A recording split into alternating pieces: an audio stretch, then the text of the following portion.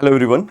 स्वागत है आप सभी का पीडब्ल्यू ओनली आईएएस के इस प्लेटफॉर्म पर। मैं जावेद हक, फैकल्टी मेंबर, और आज के इस सेशन से हम प्रारंभ करने जा रहे हैं उत्तर लेखन श्रृंखला का एक कार्यक्रम जो आपको उपलब्ध कराया जाएगा। और जैसा कि आप सभी विद्यार्थी जानते हैं कि सिविल सर्विसेज परीक्षा की तैयारी मूल रूप से 3 चरणों से होकर के गुजरती है। प्रथम चरण जब आप ज्ञान अर्जित कर रहे होते हैं, इंफॉर्मेशन सूचनाएं इकट्ठी कर रहे होते हैं, वो एक चरण होता है। दूसरा चरण वह होता है जब आप उस अर्जित किए गए ज्ञान का विश्लेषण एनालिसिस कर रहे होते हैं ना, तो द्वितीय चरण एनालिसिस का होता है, विश्लेषण का होता है। और तृतीय और अत्यधिक महत्वपूर्ण चरण जिसके बिना संभवतः आप चयन की कल्पना नहीं कर सकते हैं, वो है उत्तर लेखन अभ्यास, आंसर राइटिंग प्रैक्टिस। और देखिए, आंसर राइटिंग प्रैक्टिस बेहद महत्वपूर्ण है आपकी तैयारी में। और हम अक्सर ही ये देखते हैं कि अधिकांश विद्यार्थी प्रथम और द्वितीय चरण तक तो आते हैं, लेकिन कुछ ना कुछ बहाना करके, फियर फैक्टर या जो भी है, वो इस तृतीय चरण से थोड़ा घबराते हैं या पीछे हटने की कोशिश करते हैं। लेकिन डरने की या पीछे हटने की कोई आवश्यकता नहीं है, क्योंकि हम आपके साथ उपलब्ध हैं इस प्लेटफॉर्म पर आपको सशक्त बनाने के लिए। इस तीसरे चरण में जहां हम इस श्रृंखला में उत्तर लेखन अभ्यास करेंगे, साथ ही साथ आपको प्रतिदिन कुछ प्रश्न उपलब्ध करा दिए जाएंगे दिए गए टेलीग्राम चैनल पे, जिसे आप लोगों को ज्वाइन करना है उसे अवश्य ही ज्वाइन करिएगा। और वहां पर जो प्रश्न दिए जाएंगे उसे आपको हल करना होगा, और फिर हम उन प्रश्नों पर इस चैनल के माध्यम से विस्तृत चर्चा करेंगे। और उस विस्तृत चर्चा के बाद आपको पीडीएफ फॉर्म में मैटर भी उपलब्ध करा दिया जाएगा। तो इस बात को ध्यान से समझिए कि आपके तैयारी में तीसरे चरण यानी कि उत्तर लेखन अभ्यास की बेहद महत्वपूर्ण भूमिका है। क्योंकि देखिए, एक बार अगर आपने प्रारंभिक परीक्षा उत्तीर्ण भी कर ली ना, तो बिना उत्तर लेखन अभ्यास के मुख्य परीक्षा उत्तीर्ण कर पाना संभव नहीं लगेगा। ये होता नहीं है। हमें कई बार लगता है, विद्यार्थियों को कई बार ये लगता है कि एक बार बस प्रीलिम्स निकाल लेना तो मेंस तो उखाड़ के फेंक देंगे, ठीक है। लेकिन वास्तव में ऐसा होता नहीं है, क्योंकि आपको बहुत सारे प्रश्नों के उत्तर करने होंगे और लगातार अभ्यास करना होगा। कई 100 प्रश्न जब आप लिखेंगे, उनके उत्तर लिखेंगे, तब जाकर के आप में वास्तविक निखार आएगा और फिर आप चयन के बहुत करीब पहुंच चुके होंगे। फिर एक ही बाधा रह जाएगी मुख्य परीक्षा उत्तीर्ण करने के बाद, वो है आपका व्यक्तित्व परीक्षण। तो अभी हम उत्तर लेखन अभ्यास पर फोकस करने जा रहे हैं, तो चलिए हम लोग इसको शुरू करते हैं। देखिए, कुछ क्वेश्चंस दिए होंगे आपको, यहां पर कुछ क्वेश्चंस दिए होंगे, और इन क्वेश्चंस पे, इन प्रश्नों पर हम लोग विस्तृत चर्चा करेंगे। लेकिन इन प्रश्नों का उत्तर लेखन अभ्यास करने से पहले हमें कुछ और बुनियादी आधारभूत जरूरी बातों को देखना होगा कि जब भी एक प्रश्न आता है आपको हल करने के लिए, तो उस प्रश्न को पहले सीधे अटैक नहीं कर देना है। पहले आप इस बात को समझिए कि प्रश्न को, किसी भी क्वेश्चन को कैसे अप्रोच किया जाता है। तो पहले हम अप्रोच पे बात कर लेते हैं, फिर इन प्रश्नों पे विस्तृत चर्चा कर लेंगे। तो देखिए, जैसे एक क्वेश्चन दिया हुआ है, अभी हम इस पे आएंगे। पहले देखिए, आप इसको समझिए कि मान लेते हैं कि कोई प्रश्न आपके लिए आता है और वो आपसे पूछा गया है कि आपको उत्तर 150 शब्दों में देना है। 150 ऐसे लिखा होगा कि 150 शब्दों से अनधिक, मतलब अधिक नहीं, 150 शब्दों से अनधिक। तो आपको विशिष्ट रूप से बता दिया गया, एकदम स्पेसिफिकली मेंशन कर दिया गया है कि 150 शब्द का मतलब 150 शब्द है, इसके ऊपर आपको नहीं जाना है। और अगर आप इसके ऊपर जाते हैं, शब्द सीमा पार करते हैं, तो आप अगले प्रश्न का समय कम कर रहे होते हैं, तो इससे आपको ही बहुत ज्यादा नुकसान हो जाएगा। तो कोई भी प्रश्न में जब आप हल कर रहे होते हैं, तो शब्द सीमा का एकदम विशेष रूप से आपको ध्यान देना है। तो अगर हम लोग 150 शब्दों से अनधिक किसी प्रश्न को लें, तो हमें देखना होगा कि हम उसे कैसे अप्रोच करेंगे। तो आप ये पहले से जानते हैं कि हर प्रश्न को अप्रोच करने में आपको 3 भाग बनाना पड़ेगा। पहला, परिचय देना होगा, क्या आप लिखने जा रहे हैं, जिसे हम लोग इंट्रोडक्शन कहते हैं, परिचय। और परिचय देने के बाद जो मुख्य भाग आता है, मेन बॉडी जिसको बोलते हैं, प्रश्न का मुख्य भाग जो मेन बॉडी कहलाता है। और इसके बाद आपको अंत में निष्कर्ष देना होगा, कंक्लूजन। ठीक है, निष्कर्ष या आपको कंक्लूजन देना होगा, कंक्लूड करना होगा। जो भी आपने लिखा होगा मुख्य भाग में, उसे लास्ट में समरी बना करके निष्कर्षतः, ऐसा कहा जा सकता है, इस प्रकार से आपको लिखना होगा। तो एक पार्ट है परिचय, दूसरा मेन बॉडी या प्रश्न का मुख्य भाग, जो वास्तव में आपका प्रश्न है जो पूछा गया है, उस पे फोकस करना होगा। और तीसरा कंक्लूजन या निष्कर्ष पे आपको फोकस करना है। ठीक है, तो 150 शब्द अगर आप लिखने जा रहे हैं तो इसे स्ट्रिक्टली फॉलो करना होगा। 150 का अर्थ 150, आप थोड़ा बहुत कम लिख सकते हैं, इसके ऊपर तो बिल्कुल भी जाने का प्रयास मत ही करिएगा। तो परिचय जब आप देंगे ना, तो अधिक से अधिक देखिए, परिचय आप 25 से 30 शब्दों में दे सकते हैं। अब एकदम शब्द तो नहीं गिन के 30 पे आके रुकेगा, 2-4 शब्द आगे पीछे होगा ही होगा। तो आप एक रेंज ले लीजिए कि 25 से 30 के बीच में हम परिचय देंगे। प्रश्न जो पूछा गया है 30 शब्द, 25 से 30 शब्द। फिर निष्कर्ष भी आपको बहुत अधिक नहीं लिखना है, यह भी एक रेंज ले लेंगे 25 से 30 शब्द का। और अब आपके पास बच गया 90, 90 शब्द। अब आपको 90 शब्द पे ज्यादा फोकस करना है, क्योंकि यह मुख्य भाग है आपके उत्तर लेखन का। उस प्रश्न के जो दिया हुआ है उसके उत्तर लेखन का यह मुख्य भाग है। तो अब 90 शब्द आपको लिखने हैं।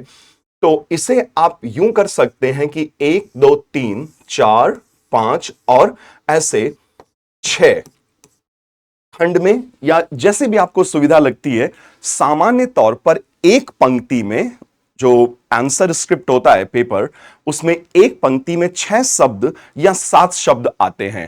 ठीक है, तो हम मान लेते हैं 6 शब्द आप एक पंक्ति में, एक लाइन में 6 शब्द लिख रहे हैं। तो यहां 90 शब्द हैं, तो 6 से अगर डिवाइड करते हैं, भाग देते हैं, तो आपको 15, ठीक है, 15 और 6 गुणा 90, 15 6 के 90। तो 15 शब्द के आपको 15 15 15, देखिए 4 5 6, ये हो गया 90। कुल मिला जुला करके 90 शब्द हो जाते हैं। ठीक है, तो कितनी लाइंस बनी, कितनी लाइंस बनी? 6 लाइन यहां बन रही है, और 2.5 लाइन या कुछ लाइंस यहां बनेंगी, और कुछ लाइंस यहां बनेगी। 4-5 लाइन, 6 लाइन जो भी बनेगी, तो वो तो डिपेंड करेगा ना कि आप एक पंक्ति में कितने शब्द ले रहे हैं। तो आमतौर पे 6 या 7, अगर छोटा छोटा लिख रहे होंगे तो 8 हो जाएगा। तो उसी हिसाब से लाइंस वेरी कर जाएंगी। ठीक है ना, तो ये ध्यान रखना है आपको कि परिचय पहले देना है, जाहिर सी बात है, परिचय पहले ही देना होगा। 30 शब्द से अधिक किसी भी सूरत हाल में आपको परिचय देते वक्त नहीं जाना है। 25 में ही रहिए, 25 शब्द से 30 शब्द के बीच में, और निष्कर्ष में 30 शब्द, और यहां 6 लाइंस आप बना सकते हैं मुख्य भाग पर। ठीक है, जिसमें परिचय लिखते समय भी आपको कुछ बातों का विशेष ध्यान देना होगा जब आप परिचय लिख रहे होते हैं। तो देखिए, जैसे जब आप परिचय लिख रहे हैं ना, किसी भी प्रश्न का उत्तर देते समय परिचय दे रहे होते हैं, तो कुछ ऐसी चीजें होती हैं जो आपसे डायरेक्टली नहीं पूछी गई होती हैं। जैसे एक प्रश्न अगर हम लें कि हड़प्पा सभ्यता ने वर्तमान नगरीकरण और संस्कृति में निवेश प्रदान किया है, इनपुट दिया है, कि आज के जमाने में जो हमारा नगरीकरण है और आज के जमाने में जो हमारी संस्कृति है, इसमें हड़प्पा सभ्यता ने क्या निवेश प्रदान किया है, क्या इनपुट दिया है। तो यहां पर प्रश्न हड़प्पा सभ्यता पर नहीं है, हड़प्पा सभ्यता ने वर्तमान नगरीकरण और संस्कृति में क्या निवेश प्रदान किया है, इस बात पे है। तो यहीं पे आपको एक मौका मिलता है कि आप हड़प्पा सभ्यता का परिचय या जो भी प्रश्न है उसके अकॉर्डिंगली परिचय देना होगा। तो परिचय देते समय आप यह ध्यान दीजिएगा कि प्रश्न का संदर्भ क्या है, प्रश्न का संदर्भ क्या है, उस संदर्भ में परिचय दीजिएगा। कि जैसे हड़प्पा सभ्यता ने निवेश प्रदान किया है वर्तमान नगरीकरण और संस्कृति में, तो हड़प्पा सभ्यता का एक संक्षिप्त परिचय आप दे सकते हैं कि हड़प्पा सभ्यता भारतीय उपमहाद्वीप में 4,500 साल पहले फली फूली प्रथम नगरीकरण थी, जिसके कई विशेषताएं उस समय मौजूद थी जो आज भी बदले हुए या उसी रूप में देखने को मिलती हैं। एक संक्षिप्त परिचय। तो कई बार आप संदर्भ ले सकते हैं परिचय देते समय, या फिर अगर आपको मौका मिले प्रश्न में और लिखने का कि परिभाषा, डिफिनिशन, तो अगर परिभाषा देना हो तो आप परिभाषा भी दे सकते हैं, ठीक है। या कोई ऐतिहासिक पृष्ठभूमि पे अगर प्रश्न हो तो आप ऐतिहासिक पृष्ठभूमि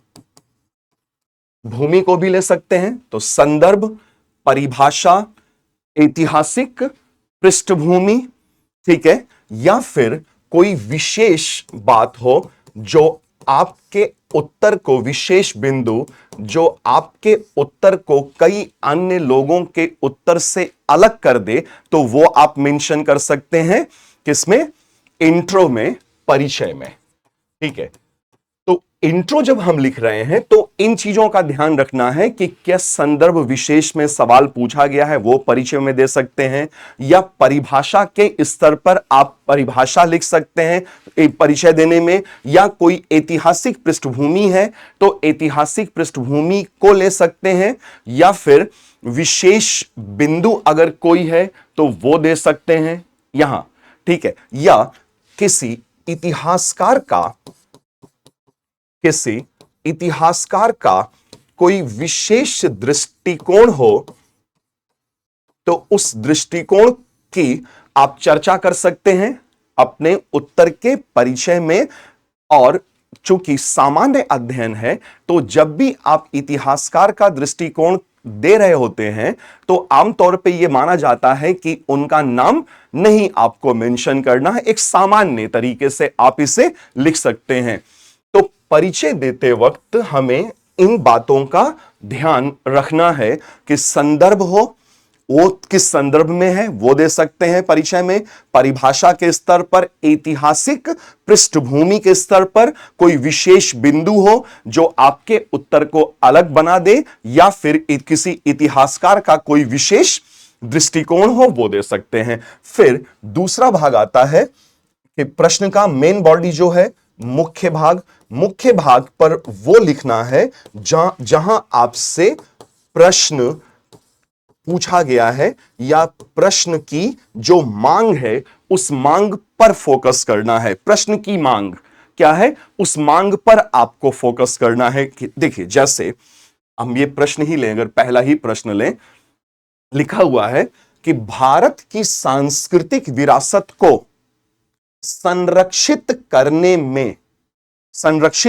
में लोक और लोक कला, ठीक है, लोक कला, फोक आर्ट, क्षेत्र विशेष की कला, या और लिखा हुआ है जनजाति, ट्राइबल आर्ट, जनजाति कला की भूमिका का विश्लेषण करना है, ठीक है ना। तो प्रश्न किस चीज पे है, प्रश्न का मुख्य भाग क्या है, प्रश्न का मुख्य भाग है कि भारत की सांस्कृतिक विरासत को संरक्षित करने में, यहां से आपका मुख्य भाग प्रारंभ होता है। लोक और जनजातीय कला की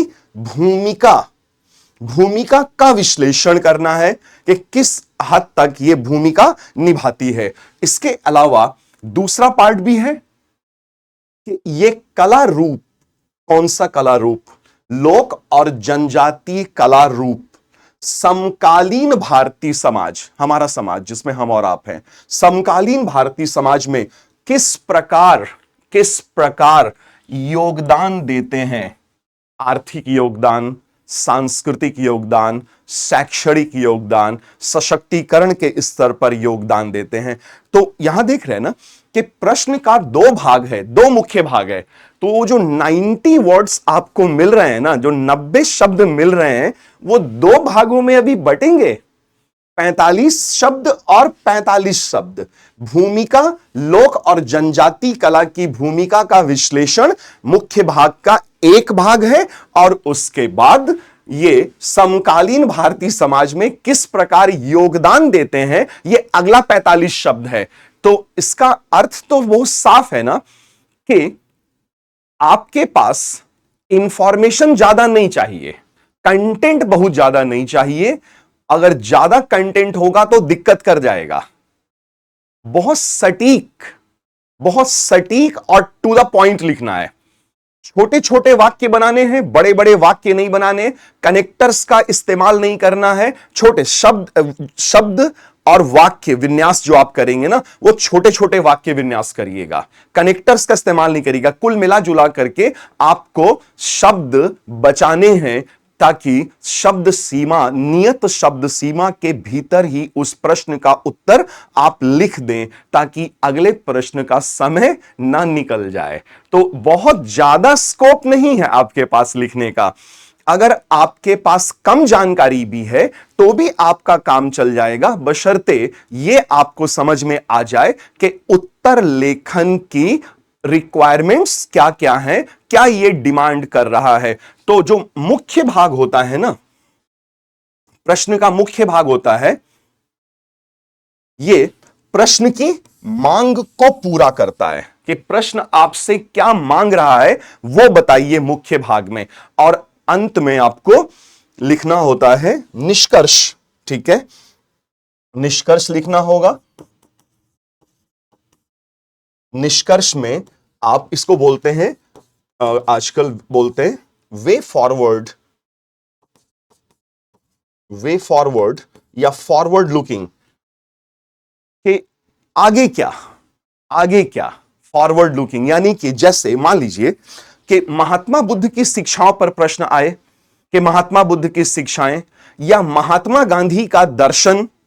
तो महात्मा गांधी के दर्शन पर अगर सवाल आता है, अहिंसा, सत्याग्रह, इन चीजों पर प्रश्न आता है, तो वे फॉरवर्ड करके आपको उनकी प्रासंगिकता पर बताना होगा, विचार करना होगा, प्रासंगिकता क्या है। या जैसे नालंदा विश्वविद्यालय, आज से 1500 साल पहले विश्व प्रसिद्ध नालंदा विश्वविद्यालय हुआ करता था, जिसकी दुनिया भर में धाक थी। तो नालंदा विश्वविद्यालय पर अगर प्रश्न बनता है तो आपको तुरंत ही वे फॉरवर्ड में यह देखना होगा कि क्या हाल फिलहाल में नालंदा विश्वविद्यालय की कोई प्रासंगिकता बन रही है दोबारा, कि हमारे प्रधानमंत्री जी ने नालंदा विश्वविद्यालय के नए कैंपस का उद्घाटन किया, और क्या नालंदा विश्वविद्यालय अब वो उस गौरव को एक बार पुनः प्राप्त कर पाएगा और भारत को विश्व गुरु बनने में मदद करेगा। ये वे फॉरवर्ड हो गया। कि आगे क्या, कि नालंदा विश्वविद्यालय जो कभी दुनिया भर में शिक्षा और संस्कृति के क्षेत्र में योगदान देता था, तरह तरह के विषय पढ़ाए जाते थे, तो एक बार पुनः जब 800 साल के बाद हमने नालंदा का नया कैंपस बनाया है, तो क्या नया नालंदा विश्वविद्यालय भारत को विश्व गुरु और महाशक्ति बनाने में हेल्प करेगा? जाहिर सी बात है हेल्प करेगा। तो सकारात्मक रहते हुए आपको वे फॉरवर्ड या प्रासंगिकता पे ध्यान देना है। ठीक है,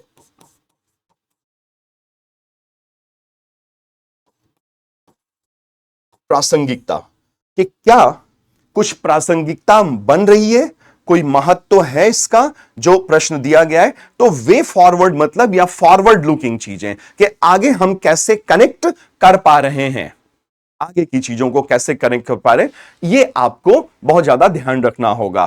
तो परिचय में इतनी बातें ध्यान रखनी है। मुख्य भाग में वो आएगा जो प्रश्न का डिमांड है, जो प्रश्न आपसे मांग कर रहा है, वो मुख्य भाग में आएगा, ठीक है। और कंक्लूजन या जो निष्कर्ष कहला रहा है, ये निष्कर्ष आपके वे फॉरवर्ड के आपके पॉजिटिव माइंडसेट को, आपके प्रोग्रेसिव एटीट्यूड को, आपके सकारात्मक सोच को, आपके प्रगतिशील दृष्टिकोण को, भारत देश को लेकर के आपके विचार, संविधान को लेकर के आपके विचारों को आप इसमें बता सकते हैं और वे फॉरवर्ड आप निष्कर्ष के तौर पर लिख सकते हैं, ठीक है। तो इतनी चीजें आपको ध्यान देनी होती हैं कि परिचय में ये चीजें रखनी है आपको दिमाग में, मुख्य भाग में प्रश्न की मांग को ध्यान में रखना है और निष्कर्षतः वे फॉरवर्ड या प्रासंगिकता पे आपको विचार करना है। ये है कुछ बेसिक रिक्वायरमेंट्स जो हमें इन चीजों को ध्यान में रखना है जब आप उत्तर लेखन कर रहे होते हैं। चाहे अभ्यास करिए यहां पर बाहर में, या फिर जिस दिन आपको मुख्य परीक्षा देनी होगी, और देंगे ही, मेहनत करेंगे तो जरूर देंगे आप लोग मुख्य परीक्षा, तो उस दिन आपको तो विशेष तौर पे इन बातों का ध्यान रखना होगा ना, क्योंकि वहां पर गलती करने की गुंजाइश नहीं होगी, क्योंकि पूरे 1.5 साल की कठोर मेहनत अब वो आपको परिणाम देने जा रही होती, तो चूक करने की कोई गुंजाइश नहीं है। अब देखिए, जैसे हम लोग इस प्रश्न पे आते हैं, पहला ही प्रश्न जो हमारा है, इसको ध्यान से पढ़िएगा, ठीक है। लिखा हुआ है, भारत की सांस्कृतिक विरासत, जो विरासत में हमें चीजें मिली हैं हमारी संस्कृति में, हमारा रहन सहन, हमारा खान पान, हमारे कपड़े लत्ते, पूजा पाठ की हमारी पद्धति, ये सब हमारी सांस्कृतिक विरासत जो हमें अपनी पिछली पीढ़ी से मिली है और पीढ़ियों दर पीढ़ी चली आ रही हैं। तो भारत की सांस्कृतिक विरासत को संरक्षित रखने में, हर व्यक्ति अपनी सांस्कृतिक विरासत को संरक्षित रखना चाहता है, हर समाज, हर देश संरक्षित रखना चाहता है, ये तो सही बात है। लेकिन इसको संरक्षित करने में, अब देखिए प्रश्न का मुख्य भाग लोक और जनजातीय कलाओं की भूमिका का विश्लेषण करना है। तो लोक कला वो कला है जो किसी छोटे क्षेत्र विशेष के लोगों के भावनाओं, उनके रहन सहन, धार्मिक विश्वास, परंपराओं आदि को अभिव्यक्त करता है। और जो जनजातीय कला होती है, ये जनजातीय कला, ये एक जनजाति विशेष, जैसे भील, मीणा आदि के सांस्कृतिक विरासत को अभिव्यक्त करती है और संरक्षित करती है, ठीक है। तो इसी चीज का भूमिका कि लोक और जनजातीय कलाओं की भूमिका क्या है भारत की सांस्कृतिक विरासत को संरक्षित करने में। तो प्रश्न का मुख्य भाग इस पे है, लोक और जनजातीय कला किस प्रकार भारत की सांस्कृतिक विरासत को सजो रहे हैं और संरक्षित कर रहे हैं।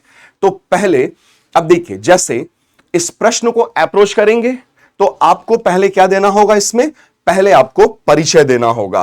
तो परिचय जब आप देंगे तो परिचय में आपको लिखना होगा कि लोक कलाएं क्या हैं, क्या मतलब है लोक कलाओं से, या दूसरा जो पक्ष है इसका वो है जनजातीय कलाएं, लोक कलाएं एवं जनजातीय कलाएं।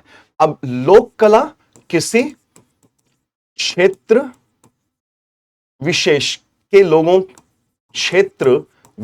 के लोगों की कला का प्रतिनिधित्व करता है, जैसे मधुबनी, मिथिला, या फिर जनजातीय कलाएं जैसे गोंड, भील, संथाल आदि जनजातियों की कलाओं का प्रतिनिधित्व करता है। और ये जो भी अभिव्यक्त होती हैं ये कलाएं, ये उनकी सांस्कृतिक विरासत की अभिव्यक्ति होती हैं जो पहले से चली आ रही हैं, जो दिलों और दिमाग में है, उसे मूर्त रूप दिया जाता है चित्रकला के माध्यम से, संगीत के माध्यम से, नाटक खेलकर, इन सब चीजों के माध्यम से आदमी अपने अमूर्त चीजों को जो दिल और दिमाग में होता है उसको मूर्त रूप में अभिव्यक्त करता है। ठीक है, तो परिचय में आपको यह ध्यान रखना है, संदर्भ ले लिया हमने ना, एक संदर्भ ले लिया, किस संदर्भ में लिया, लोक कला और जनजातीय कलाओं के संदर्भ में लिया। ठीक है, तो जैसे देखिए यहां पर ये इंट्रोडक्शन परिचय दिया हुआ है। भारत में लोक और जनजातीय कलाएं देश की विविध सांस्कृतिक विरासत की जीवंत अभिव्यक्ति हैं। सांस्कृतिक विरासत जो हमारी होती है वो उसको हम अभिव्यक्त करते हैं। किस माध्यम से अभिव्यक्त करेंगे? चित्रकला के माध्यम से, नृत्य के माध्यम से, नाटक के माध्यम से, गा करके, बोल करके, ये सब अभिव्यक्ति के माध्यम होते हैं। ठीक है, और जब ये हम अभिव्यक्त करते हैं तो हम अपने क्षेत्र विशेष की पहचान को दिमाग में रखते हैं, हम अपने क्षेत्र विशेष के इतिहास या ऐतिहासिक परंपराओं को ध्यान में रखते हैं, हम अपने पौराणिक कथाओं या शूरवीरों की गाथाओं को ध्यान में रखते हैं और अभिव्यक्त करते हैं। ठीक है ना, देखिए जैसे क्षेत्रीय इतिहास की अभिव्यक्ति होती है, पौराणिक कथाओं की अभिव्यक्ति होती है, भगवान विष्णु से संबंधित पौराणिक कथा, भगवान विष्णु के 10 अवतारों से संबंधित पौराणिक कथाओं की अभिव्यक्ति की जाएगी, और दैनिक जनजीवन, तीज त्योहार, मेले वगैरह, इन सब चीजों की अभिव्यक्ति होती है।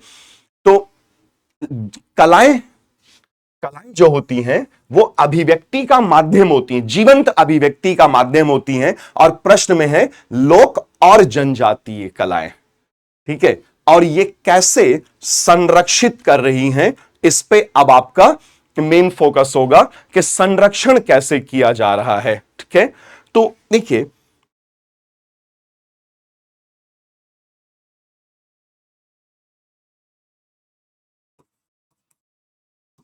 कला या कलाओं के विविध रूप। ठीक है, देख कला के विविध रूप, कला के विविध रूप में सिर्फ चित्रकला ही तो नहीं है। चित्रकला एक सशक्त माध्यम है अभिव्यक्ति का। कला में अभिव्यक्ति का एक सशक्त माध्यम होता है चित्रकला, लेकिन सिर्फ चित्रकला ही तो नहीं है ना। तो परिचय देने के बाद अब आपको मुख्य भाग पर आना है, ध्यान दीजिएगा। अब कला में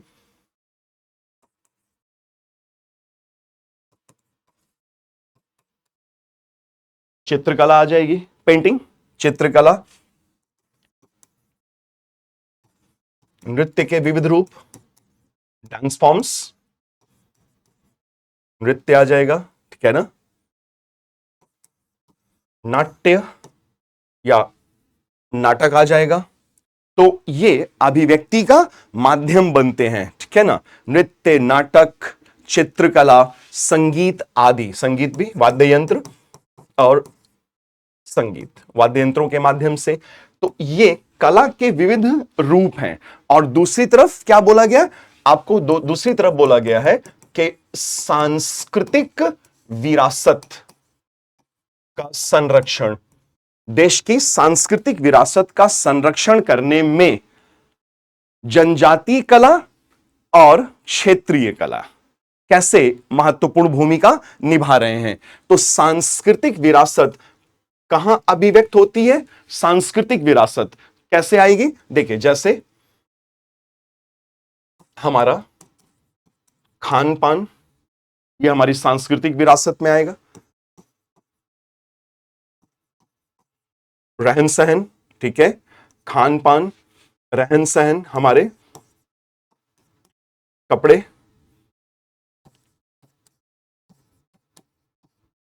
पूजा पाठ की विविध विधियां, पूजा पाठ की विविध विधियां। तो ये जो सांस्कृतिक विरासत, ये चीजें हैं हमारी संस्कृति के, जो पीढ़ी दर पीढ़ी चली आ रही हैं, ये कहां अभिव्यक्त होती हैं? ये अभिव्यक्त होती हैं, ये अभिव्यक्त होती हैं इन रूपों में, जैसे मधुबनी, कलमकारी, छाऊ नृत्य, इन सब, घूमर, गिद्धा, ठीक है, नृत्य रूप में, चित्रकला में, संगीत के रूप में, ये सब अभिव्यक्त होती हैं। और जब ये अभिव्यक्त होंगी तो अभिव्यक्ति से क्या मिलेगा? पीढ़ी दर पीढ़ी इनको संरक्षण। तो ये जो चीजें चली आ रही हैं, इनको संरक्षित करने में जब हम इन चीजों में ढालते हैं तो वो पीढ़ी दर पीढ़ी आगे बढ़ जाती हैं। यही प्रश्न पूछा गया आपसे कि जनजातीय और क्षेत्रीय कलाओं ने भारत की सांस्कृतिक विरासत को कैसे संरक्षित किया है, प्रिजर्व कैसे किया गया है। ठीक है, तो एक आपने संदर्भ विशेष में पहले परिचय दे दिया, फिर अब दोनों को कोरिलेट करा दिया ना, दोनों को क्या कराया? कोरिलेट कराया, सांस्कृतिक विरासत और कलाओं के विविध रूप, और कैसे सांस्कृतिक विरासत की चीजों को कलाएं संरक्षित करती हैं। ये एक पार्ट आपने बता दिया। लेकिन अभी ध्यान दीजिए, उत्तर पूरा नहीं हुआ है कि लोक और जनजाति कला की भूमिका, ये हमने बता दी, भूमिका का विश्लेषण कर दिया। लेकिन ये कला, अब ये दिख रही है, ये कला रूप समकालीन भारतीय समाज में किस प्रकार योगदान देते हैं। तो अब मुख्य भाग में ही अगला भाग क्या हो जाएगा? एक भाग के बाद एक भाग ये हो गया, और इसी के एक भाग में आपको देना होगा कि योगदान कैसे दिया गया है। ये चीज समकालीन अभी के संदर्भ में योगदान कैसे दिया गया है। तो देखिए, जैसे योगदान पे अगर हम चर्चा करेंगे तो योगदान हम कैसे ले रहे हैं? पहले हम एक पॉइंट ले सकते हैं आर्थिक संदर्भ में, आर्थिक योगदान। ठीक है, आर्थिक योगदान, जब इन कलाओं की अभिव्यक्ति होती है, सांस्कृतिक विरासत है, कला के रूप में उसकी अभिव्यक्ति हुई, और वो कला जब हम बाजार लेके पहुंचते हैं और हम बेचने का प्रयास करते हैं तो कुछ चंद पैसे हमें मिलते हैं, ठीक है ना। तो इस हिसाब से ये आर्थिक योगदान हो गया कि ये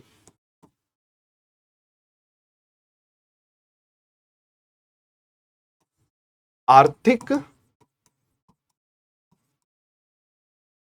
स्वावलंबन में मदद करेंगे, आर्थिक स्वावलंबन में मदद हो जाएगा, ठीक है ना। और मतलब स्वावलंबन मतलब खुद अपने पैरों पे खड़ा होना। आर्थिक स्वावलंबन जब आएगा तो इससे आपको क्या मिलेगी? इससे प्राप्त होगी वित्तीय स्वतंत्रता, विशेष तौर पे किस संदर्भ में? स्त्रियों के संदर्भ में, स्त्रियों के संदर्भ में वित्तीय स्वतंत्रता मिल सकती है, ठीक है ना। और इससे महिला सशक्तिकरण, जिसको हम लोग कहते हैं महिला सशक्तिकरण होगा। जैसे एक है कलमकारी या कोई और, मधुबनी पेंटिंग ले सकते हैं, कलमकारी ले सकते हैं, मधुबनी चित्रकला, मधुबनी पेंटिंग ले सकते हैं, या फिर कुछ नृत्य के द्वारा परफॉर्मेंस करके यहां आप कुछ पैसा कमा सकते हैं। तो ये आर्थिक योगदान है, ठीक है ना। तो आर्थिक योगदान के अलावा अगर हम दूसरा पक्ष एक और लें तो एक सांस्कृतिक पक्ष मिलेगा आपको, सांस्कृतिक योगदान।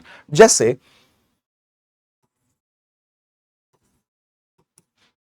सूरजकुंड बड़ा प्रसिद्ध है, सूरजकुंड मेला, ठीक है। सूरजकुंड मेला ये क्या कर रहा है? ये योगदान दे रहा है किस चीज में? देखिए, ये योगदान देगा सांस्कृतिक पर्यटन में, सांस्कृतिक पर्यटन।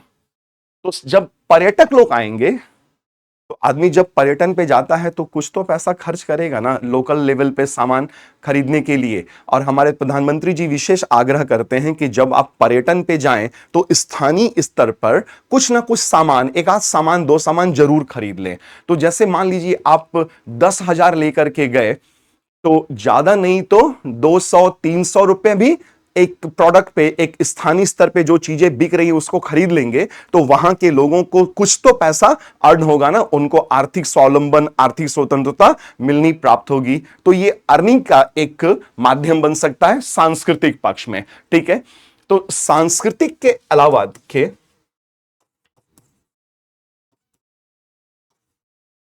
सामुदायिक पक्ष है, सामुदायिक पक्ष, कलेक्टिवनेस जो फीलिंग होती है ना, ये कलेक्टिविटी या कम्युनिटी भी आप कह सकते हैं इसको, कम्युनिटी के स्तर पे सामुदायिक पक्ष में ये योगदान करेगा, आपस में लोगों को जोड़ने का काम करेगा। इसके अलावा इसके शैक्षणिक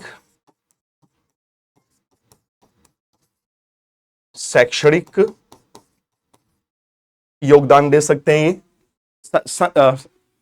शैक्षणिक योगदान, ठीक है, शिक्षा के क्षेत्र में, कि स्कूल्स में, कॉलेजेस में हम इन चीजों को पढ़ाएं, बढ़ाएं और बचाएं, क्योंकि संरक्षण करना बेहद जरूरी है, बेहद आवश्यक है। तो इसमें ना आपको संदर्भ निकालना है, कितना एक्सप्लोर कर सकते हैं आप इन चीजों को, ठीक है ना। तो शैक्षणिक योगदान जैसे उड़ीसा में प्रारंभ किया गया है, आप करंट अफेयर्स में भी अगर इसको थोड़ा बहुत भी जोड़ पाए, हालांकि ज्यादा स्कोप नहीं होता है हिस्ट्री में करंट अफेयर्स को जोड़ने का, लेकिन अगर फिर भी आप जोड़ ले जाएं तो बेहतर है ना, कि उड़ीसा में कार्यशालाएं, स्कूल्स में, उड़ीसा में स्कूलों में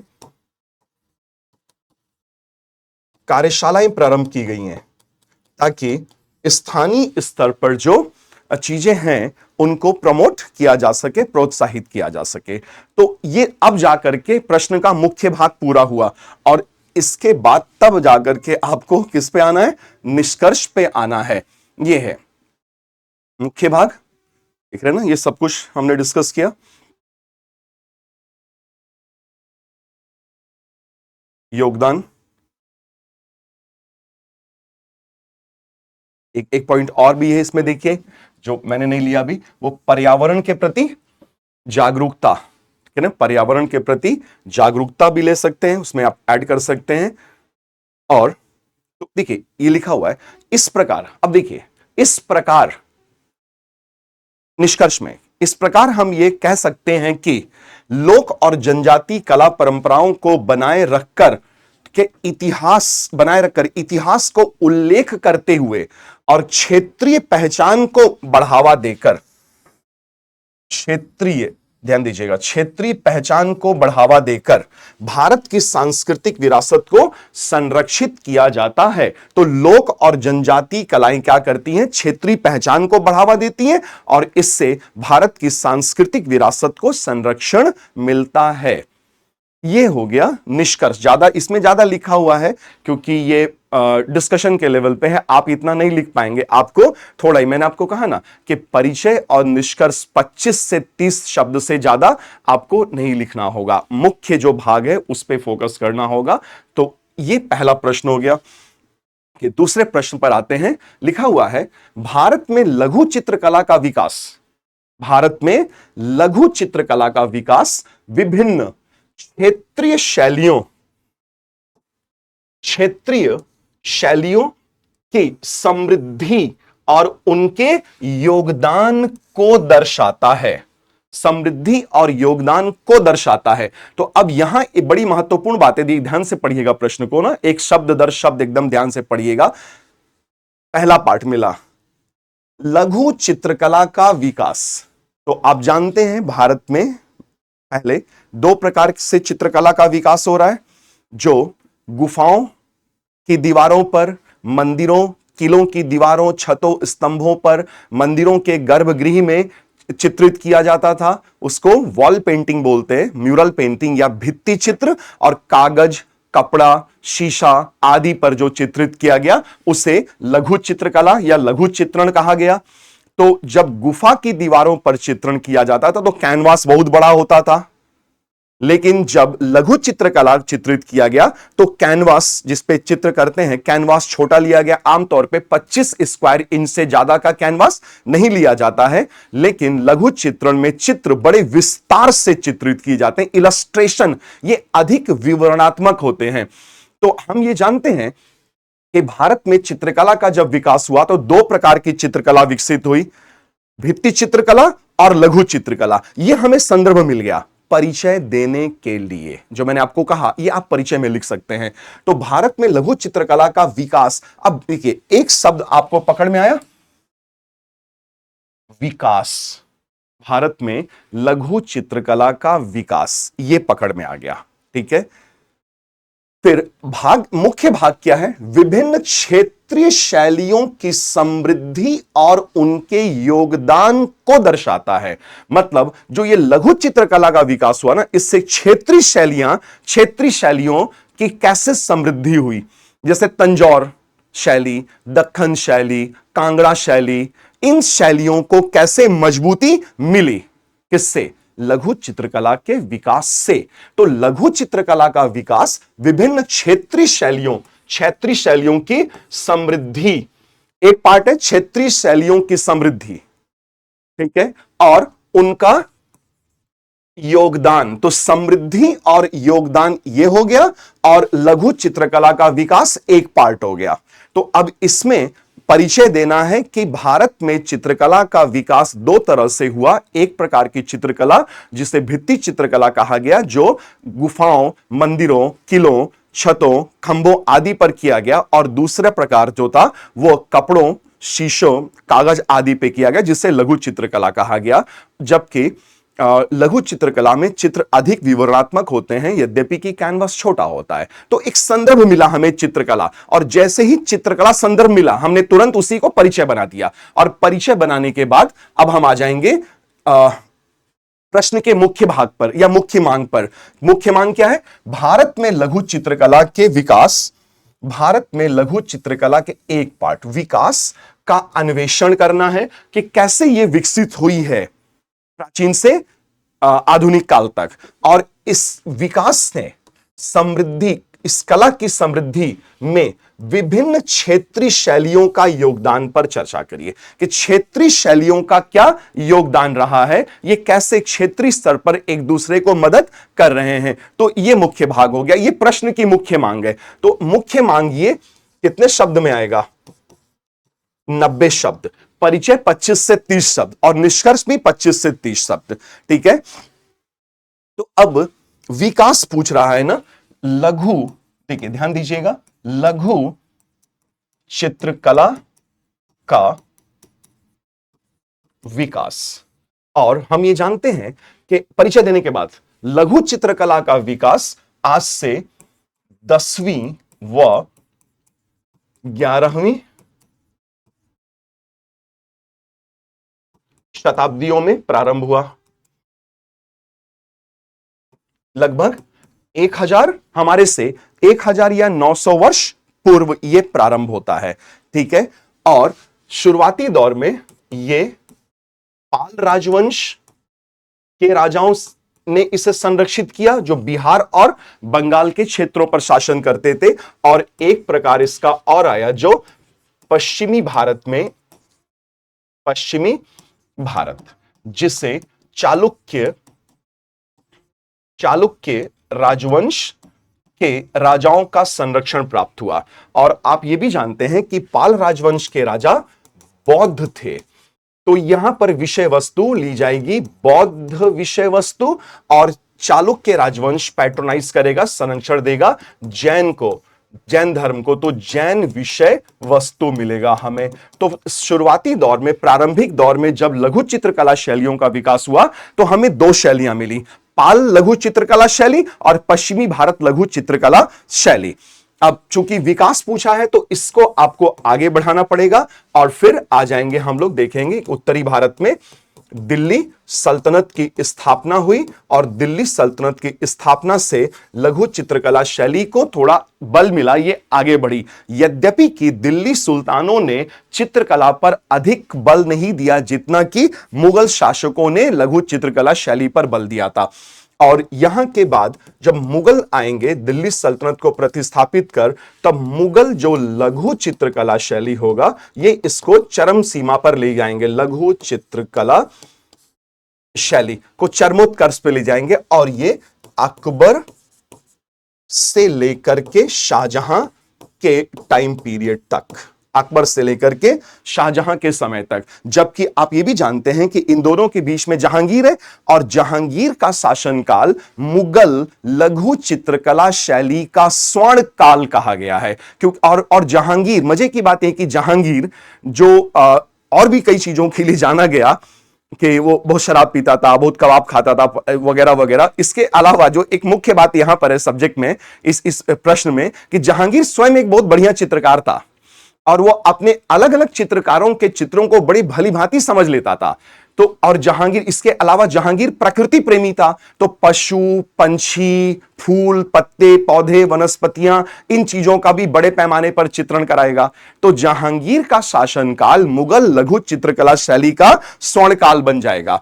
और शाहजहां ये मुगल लघु चित्रकला शैली को गिरने नहीं देगा, ये गिरने नहीं देगा, उसकी गुणवत्ता को बरकरार रखेगा। लेकिन औरंगजेब तो प्यूरिटन था, रूढ़िवादी था, और वो चित्रकला विभाग ही उठा के बंद कर देगा और सारा का सारा मुगल लघु चित्रकला शैली जो बेहतरीन अवस्था में था वो अचानक से समाप्त हो जाएगा, बंद हो जाएगा। और इसके बाद फिर मुगलों के बाद ब्रिटिश भारत हो जाएगा, औपनिवेशिक काल हो जाएगा। और जब औपनिवेशिक काल आएगा ना, औपनिवेशिक काल, तो औपनिवेशिक काल में सबसे पहले बंगाल अंग्रेजों के कब्जे में जाएगा और बंगाल में बड़ी संख्या में अंग्रेज चित्रकार आएंगे। तो अगर आपको एक दो भी नाम याद होगा तो आपको मेंशन कर देना होगा, मेंशन कर देंगे तो अच्छा लगेगा। कि औपनिवेशिक काल में जैसे विलियम डेनियल एक चित्रकार था, विलियम व थॉमस, ये चाचा भतीजे थे, थॉमस डेनियल, विलियम व थॉमस डेनियल व जोहान जुफैनी, जोहान जुफैनी, ये लोग फोकस कर रहे थे यथार्थवादिता पर। यथार्थवाद, चित्रकला में यथार्थवादिता पर फोकस किया इन्होंने। और यथार्थवादिता के अलावा इन्होंने तैल चित्रण पर भी फोकस किया, तैल, ऑयल पेंटिंग, तैल चित्रण पर फोकस। तो यथार्थवादिता का मतलब हुआ है जो जैसे दिख रहा है उसको वैसे ही उठा के पेंट कर दो। वॉरेन हेस्टिंग को पेंट करना है तो उसको देवता नहीं बनाना है, जैसा वॉरेन हेस्टिंग है उसको वैसा दिखा दो। अगर वॉरेन हेस्टिंग के चेहरे पे तिल है, गोलसा, मस्सा है, कट है, तो वैसे ही बना दिएगा, कट भी बना दिएगा, उसको छुपाया नहीं जाएगा। यथार्थवादिता आएगी, औपनिवेशिक शासनकाल में यथार्थवादिता आएगी। तो ये आपको बताना है, एक विकास बताना है। और इसी फिर औपनिवेशिक चित्रकला शैली को एक बहुत ही प्रसिद्ध चित्रकार हमारे देश में हुए, और हमारे देश के वो बड़े प्रसिद्ध चित्रकार थे राजा रवि वर्मा, त्रावणकोर के महाराजा परिवार के, जिन्होंने इस परंपरा को आगे और बढ़ाया। यद्यपि की विषय वस्तु भारतीय ही था, लेकिन वो इससे प्रेरणा प्राप्त किया उन्होंने। फिर स्वदेशी आंदोलन हुआ, तो स्वदेशी आंदोलन में फिर राजा रवि वर्मा की चित्रकला शैली को नकार दिया गया और बोला गया हम लोग मुगल, राजपूताना, अजंता की चित्रकला शैली से प्रेरणा लेंगे, जैसे अवनींद्रनाथ टैगोर और उनके शिष्य नंदलाल बोस आदि। तो एक विकास क्रम आपने बताया कि एक विकास क्रम दिखा हमें, तो और यही प्रश्न का एक पार्ट है, लघु चित्रकला शैली का विकास, ये बता दिया आपने। फिर क्षेत्रीय शैलियों की समृद्धि और उनके योगदान को दर्शाता है।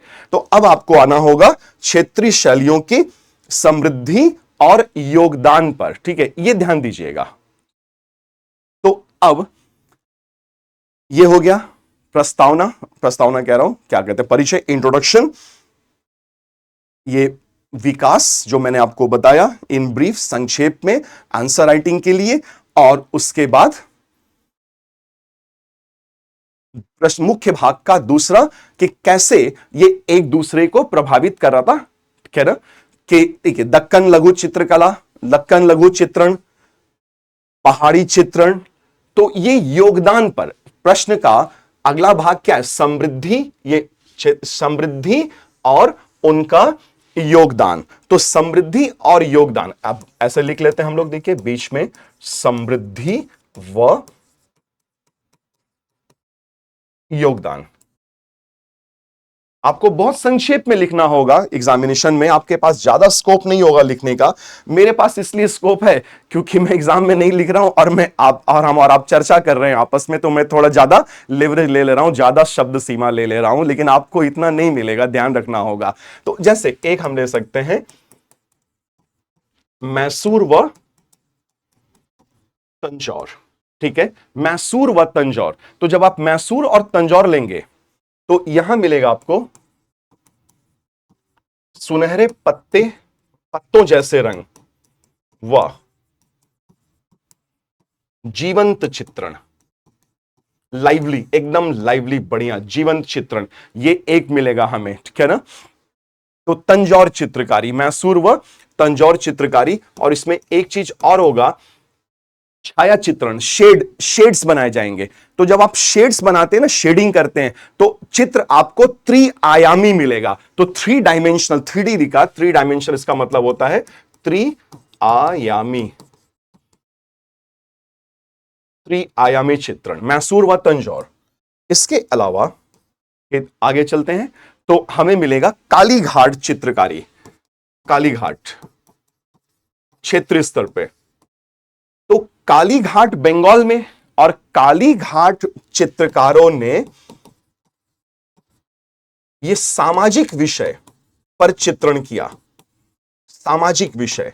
और गांव के लोग थे, जैसे पटुआ होते थे वहां पे, जाति, 2 जाति, पटुआ और कुम्हार, मिट्टी के बर्तन बनाने वाले, कुंभकार या कुम्हार।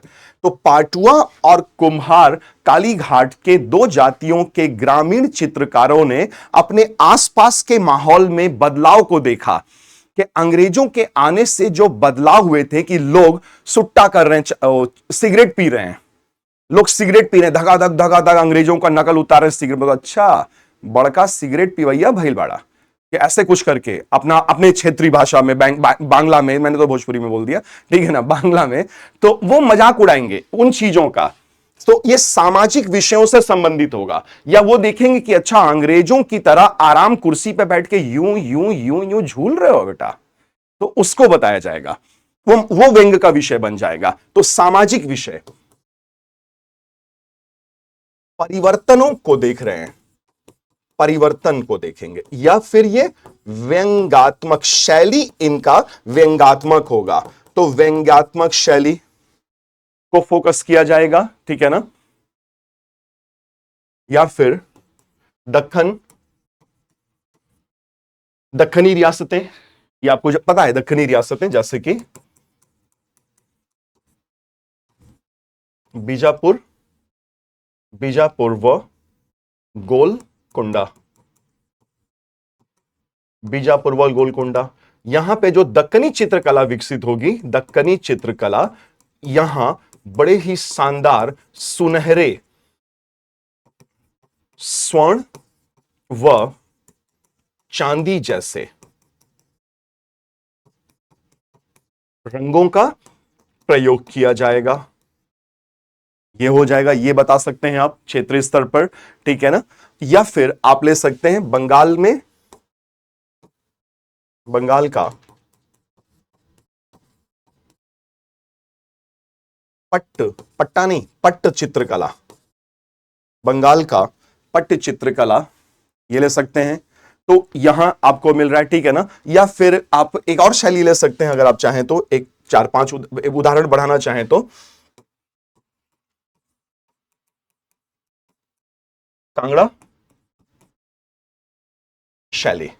कांगड़ा शैली में ये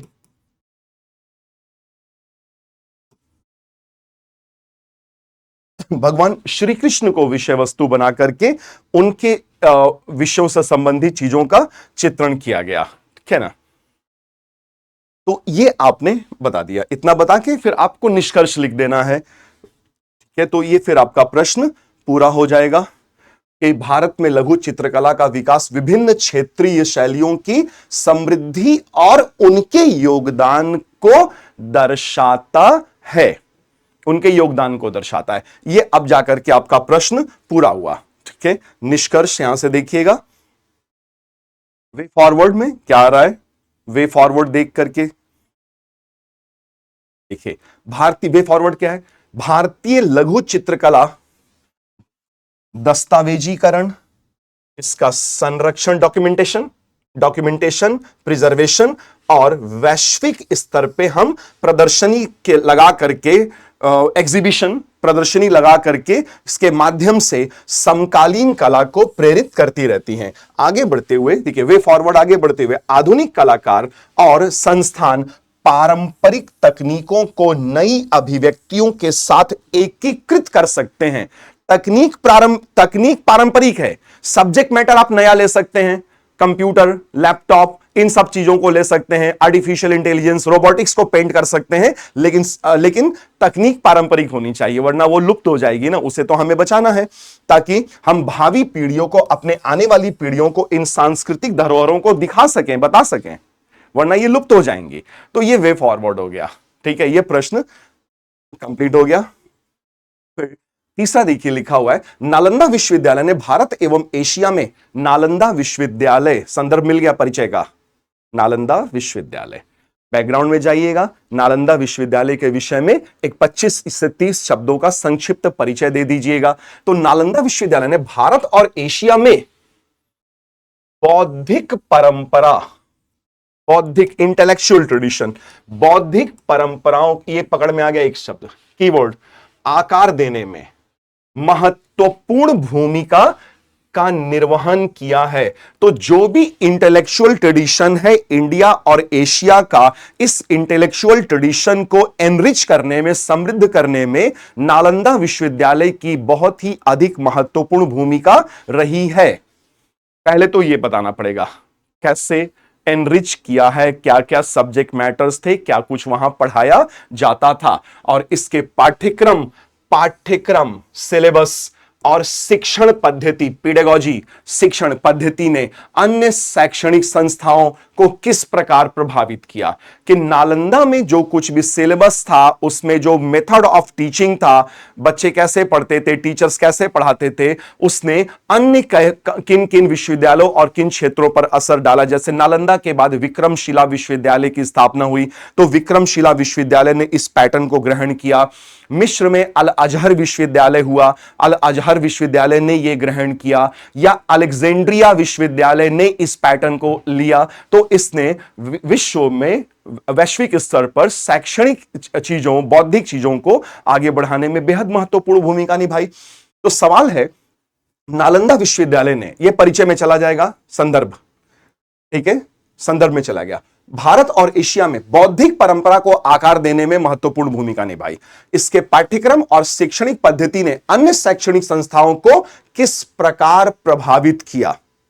ठीक है, तो प्रश्न जब ये आप डील करेंगे, तो पहले जो परिचय देना होगा ना, वो परिचय दे दीजिए इसके विषय में। प्रश्न का संदर्भ क्या है, नालंदा विश्वविद्यालय, इसकी स्थापना बता दीजिए कि स्थापना 5वीं शताब्दी में होता है, गुप्त काल में, और यहां से आगे गुप्त राजवंश के राजा इसको आगे बढ़ाते हैं। वह जावा सुमात्रा बोर्नियो वाला जावा के शैलेंद्र वंशी शासक इसे आगे बढ़ाते हैं। तो गुप्त राजवंश व जावा व पाल राजवंश के राजाओं ने इसको आगे बढ़ाया। लेकिन हम ये भी जानते हैं कि 12वीं शताब्दी के अंत में जब तुर्की आक्रमण हुआ, तो तुर्की आक्रमण में मोहम्मद गौरी का एक कमांडर था, इख्तियारुद्दीन मोहम्मद, जिसके पिता का नाम था बख्तियार खिलजी, लेकिन वो बख्तियार खिलजी के नाम से ही जाना गया है। तो इख्तियारुद्दीन मोहम्मद बिन बख्तियार खिलजी को मोहम्मद गौरी ने बंगाल बिहार भेजा, उसने इन पे अटैक कर दिया, आक्रमण कर दिया, सैकड़ों बौद्ध भिक्षुओं को मार दिया और जला के तहस नहस कर दिया। इतना बड़ा हेरिटेज दुनिया का, एशिया और भारत का, असभ्य लोगों ने, टर्किश इन्वेजन में ये सब असभ्य बर्बर टाइप से बिहेव करते थे, इन लोगों ने नष्ट करके पूरा ही खत्म कर दिया। तो ये यहां से लेकर के यहां तक ये नालंदा विश्वविद्यालय का स्वर्ण काल रहा है। तो परिचय में ये चला जाएगा, ठीक है ना, परिचय में आपने ये बता दिया कि ये हो गया नालंदा विश्वविद्यालय। अब दूसरे भाग में आप आएंगे तो बौद्धिक परंपरा, दूसरा भाग है इसका,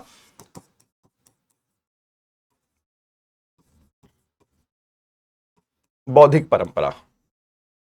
तो जब बौद्धिक परंपरा लेंगे तो अब देखिए क्या कुछ वहां पर पढ़ाया जा रहा था, सब्जेक्ट मैटर क्या था बौद्धिक परंपरा में। जैसे गणित पढ़ाया जाता था, एस्ट्रोनॉमी, खगोल शास्त्र और एस्ट्रोलॉजी या ज्योतिष, ये पढ़ा दिए। इसके अलावा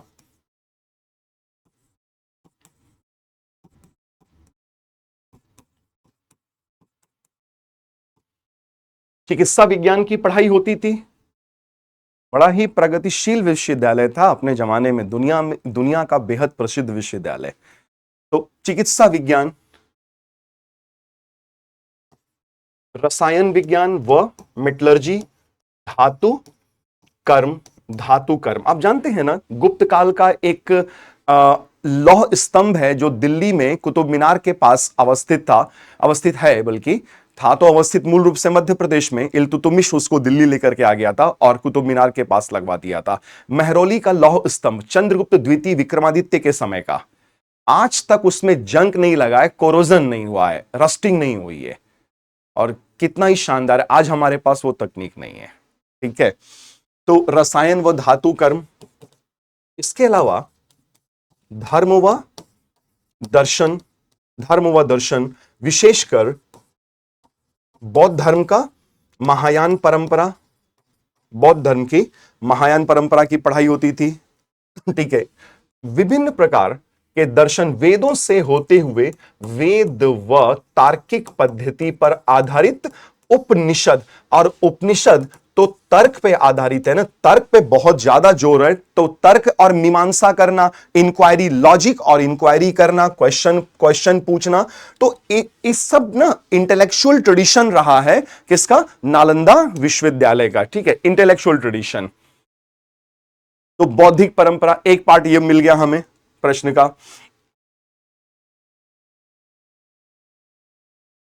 फिर आते हैं, देखिए, बौद्धिक परंपराओं को आकार देने में महत्वपूर्ण भूमिका निभाई, एक पार्ट हो गया।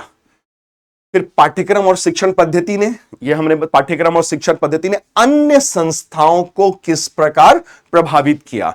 तो अन्य संस्थाओं को, कौन कौन से अन्य संस्थाओं को प्रभावित किया? अब मैंने आपको दो बताए, आपके इसमें नोट्स में है ना, इसमें जो हम चर्चा कर रहे हैं, इसमें दो विश्वविद्यालय बताएंगे, अल अजहर और अलेक्जेंड्रिया विश्वविद्यालय। तो परंपरा यह है जो प्रभावित कर रहा है विश्वविद्यालय के,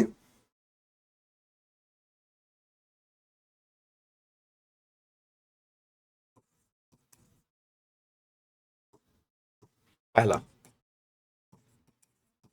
बहुत सारे विषय पढ़ाए जा रहे हैं, तो अंतर विषयक दृष्टिकोण है, अंतर विषयक दृष्टिकोण।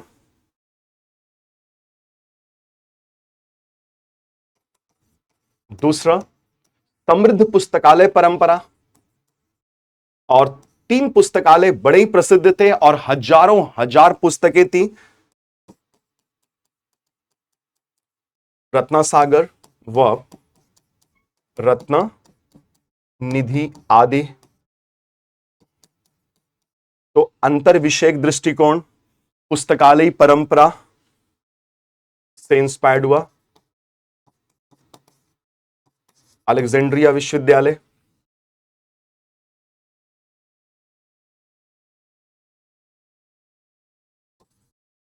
तर्कवाद,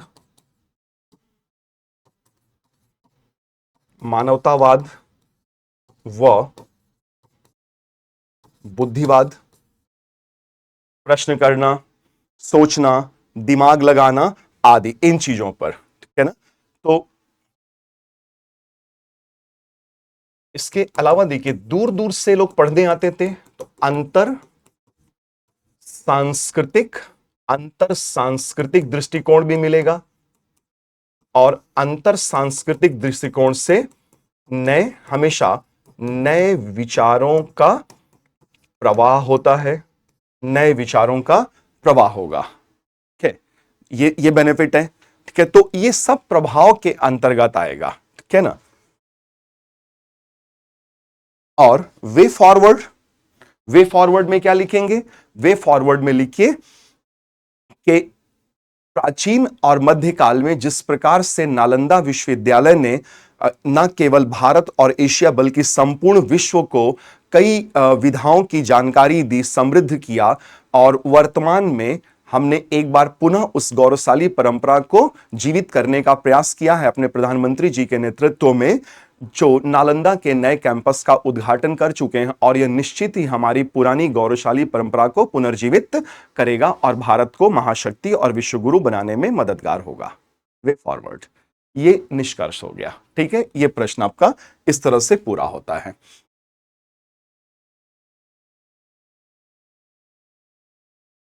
नेक्स्ट पे आते हैं।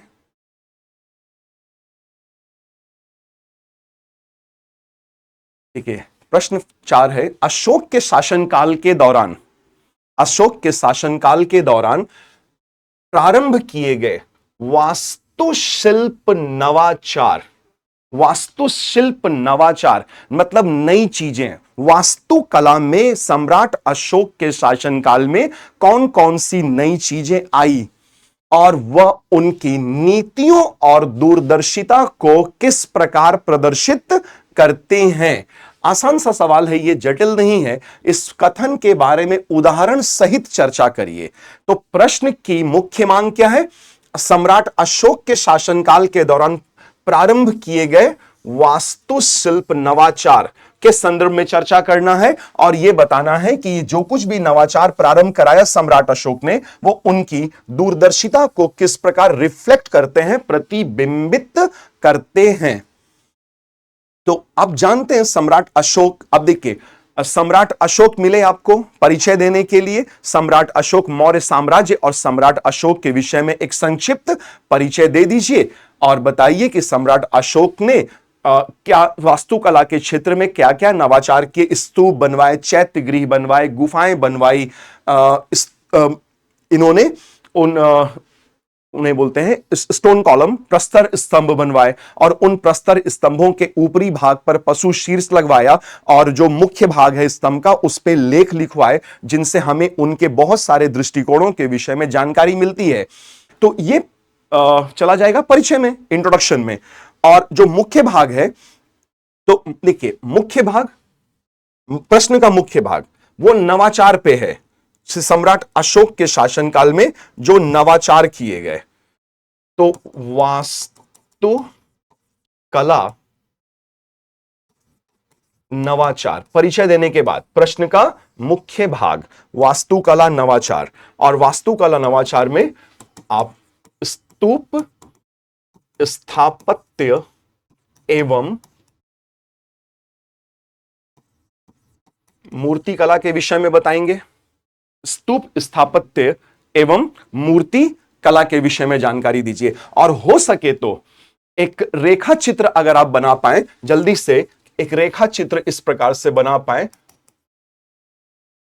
ऐसे कुछ तो बना सकते हैं, कोई दिक्कत नहीं है। हां, बस सही सही बनना चाहिए। स्तूप स्थापत्य एवं मूर्ति कला, ये सम्राट अशोक के बौद्ध धर्म में उनकी रुचि व उनकी सोच को दर्शाता है कि स्तूप क्यों बनवाए सम्राट अशोक ने। और सबसे प्रसिद्ध रहा सांची का स्तूप, जो अभी भी अच्छा खासा संरक्षित है। तो वो स्तूप सम्राट अशोक ने क्यों बनवाए, और अगर हम एक ग्रंथ है अशोकावदान जिसको माने, तो सम्राट अशोक ने 84,000 स्तूप बनवाए। यद्यपि कि यह संख्या अतिरंजित प्रतीत होती है, इसका अर्थ यह है कि सम्राट अशोक ने बड़ी संख्या में स्तूपों का निर्माण करवाया, क्योंकि सम्राट अशोक को एक चीज पता थी कि स्तूप बनवाने में कार्मिक लाभ मिलता है, कार्मिक बेनिफिट्स मिलते हैं। यानी कि आप दूसरे शब्दों में कह सकते हैं सम्राट अशोक पुण्य कमाना चाहते थे, पुण्य कमाना चाहते थे। और इसका एक और उद्देश्य था कि महात्मा बुद्ध के शारीरिक अवशेषों का संरक्षण भी हो जाएगा, शारीरिक अवशेषों का संरक्षण, क्योंकि उन्हीं के शारीरिक अवशेषों पर इन स्तूपों का निर्माण करवाया गया, जो कि शारीरिक टाइप ऑफ स्तूपास हैं। ये सांची का स्तूप शारीरिक स्तूप है। ये शारीरिक स्तूप क्योंकि बुद्ध के शारीरिक अवशेष के अंश पर बनवाया गया। तो यहां पे साथ ही साथ आप नवाचार, वास्तुकला में नवाचार भी, और वो उसका जो सम्राट अशोक का जो रिफ्लेक्शन है, उनकी सोच की अभिव्यक्ति है, वो भी लिखते जाइए या अलग से भी लिख सकते हैं एक और पार्ट बना करके। तो ये हो गया। फिर सम्राट अशोक ने कृत्रिम गुफाएं बनवाई, कृत्रिम गुफाएं, फिर उन कृत्रिम गुफाओं में स्तूप बनवाए अंदर, वो चैत्य गृह हो जाएंगे, कृत्रिम गुफाएं चैत्य गृह। और इसके अलावा उन्होंने पहाड़ियों को काटकर छोटे छोटे कमरे बनाए भिक्षुओं के लिए, जिन्हें विहार कहा जाता है। तो कृत्रिम, स्पेलिंग मिस्टेक हो गया, ये भी ध्यान देना है आप लोगों को, स्पेलिंग मिस्टेक ना हो जाए। कृत्रिम गुफाएं व चैत्य गृह। और अशोक ने बराबर की गुफाओं में, बिहार में जहानाबाद है, गया पहले गया जिला था, अब वो अलग एरिया हो गया, अलग जिला हो गया या अलग क्षेत्र है। तो बराबर की पहाड़ियों में सम्राट अशोक ने 4 कृत्रिम गुफाओं का निर्माण कराया, सुदामा, कर्ण चौपड़, लोमस ऋषि और विश्व झोपड़ी। अगर नाम याद है तो लिख दीजिएगा एक दो, नहीं तो कोई ऐसी बहुत बड़ी आवश्यकता नहीं है, हाँ लिख देंगे तो बेहतर है। बराबर की पहाड़ियों में कृत्रिम गुफाएं, चैत्यगृह, ये चैत्यगृह पूजागृह हैं बौद्ध धर्म में, पूजागृह। विहार भिक्षुओं के लिए बनवाए गए, और भिक्षुओं के लिए बनवाए गए। देखिए, और सबसे महत्वपूर्ण बात यह है कि सम्राट अशोक ने जब कृत्रिम गुफाएं और विहार बनवाए तो उन्हें बौद्ध भिक्षुओं को दान में नहीं दिया, वो आजीवक, उस समय में समकालीन आजीवक संप्रदाय था जिसकी स्थापना पहले मखली गोशाल या मस्करी पुत्र गोशाल ने किया था। तो आजीवक संप्रदाय के भिक्षुओं को दान में दिया, जो उनकी अशोक की धार्मिक, स्पष्ट रूप से धार्मिक सहिष्णुता को दर्शाता है, क्योंकि लोग तो दान दक्षिणा भी धर्म और हम देख करके करते हैं, है ना, अशोक नहीं देख रहा है। तो चैत्यगृह, विहार, स्तूप, और सम्राट अशोक ने प्रस्तर, बड़ी संख्या में प्रस्तर स्तंभ लगवाए।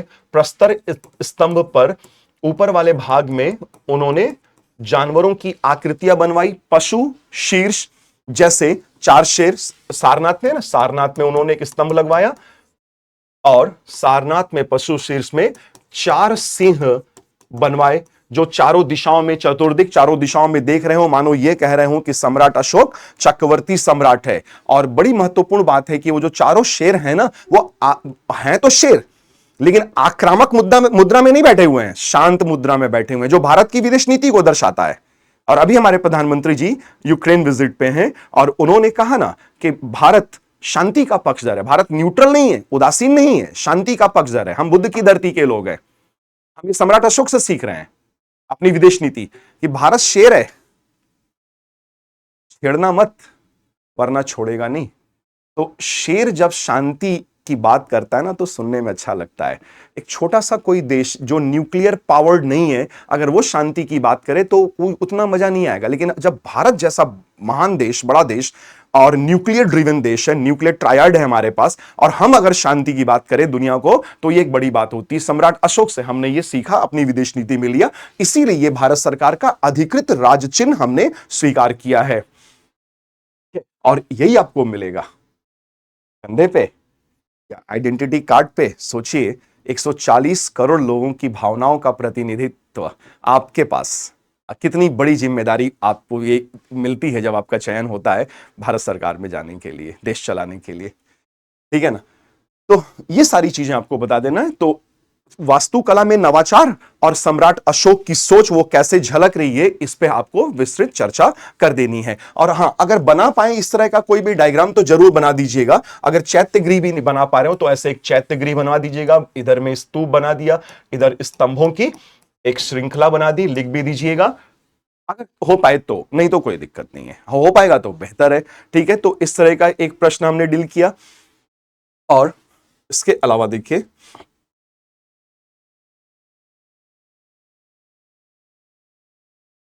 तो धार्मिक सहिष्णुता, सबके लिए समान अवसर, सब मिलजुल करके रहें, बड़े छोटों का आदर करें, नहीं छोटे बड़ों का आदर करें, बड़े छोटों का को आशीर्वाद दें, प्यार दें, मिलजुल करके रहें, लड़ाई झगड़ा ना करें, ठीक है ना। तो सम्राट अशोक यही मैसेज दे रहे हैं। तो वे फॉरवर्ड क्या है कि सम्राट अशोक के सोच उनकी दूरदर्शी सोच, उनकी प्रगतिशील सोच आज भी प्रासंगिक बनी हुई है, और हम अपने देश, अपने समाज को बेहतर करने के लिए सम्राट अशोक के बताए हुए रास्ते पर चलने का प्रयास तो कर ही सकते हैं, और करना भी चाहिए। तो ये वे फॉरवर्ड हो गया। कंक्लूजन में, निष्कर्षता आप ये लिखेंगे। और फिर सल्तनत काल के दौरान स्थापत्य कला के विकास। सल्तनत काल है, ध्यान से देखिए, सल्तनत काल 1206 से 1526, यानी कि मुगल काल नहीं है। तो सल्तनत काल के दौरान स्थापत्य कला का विकास का अन्वेषण करिए, खोजबीन करिए कि जब सल्तनत स्थापित हुई ना, दिल्ली सल्तनत स्थापित हुई, तो कला के कौन कौन से नए तत्व आए, इसका अन्वेषण, इसकी खोजबीन करनी है। और बताना है ये स्थापत्य नवाचार उस समय की सामाजिक सांस्कृतिक गतिशीलता को किस प्रकार से प्रतिबिंबित कर रहा है। ठीक है, तो पहले आप प्रश्न की मुख्य मांग को समझिए कि सल्तनत काल के दौरान वास्तुकला के विकास का पता लगाएं, कैसे डेवलप कर रही है।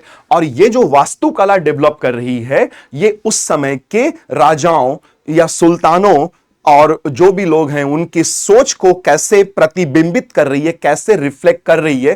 कि जब कुतुब मीनार का निर्माण प्रारंभ करवा रहा है कुतुबुद्दीन ऐबक, तो उसके दिमाग में क्या चल रहा है कि वो अपनी ताकत का प्रदर्शन करना चाहता था, जनता को आतंकित करना चाहता था, उनसे कर की वसूली करना चाहता था, या कुव्वतुल इस्लाम मस्जिद बना करके वो अपने सहयोगियों और अन्य मुसलमानों का समर्थन प्राप्त करना चाहता था।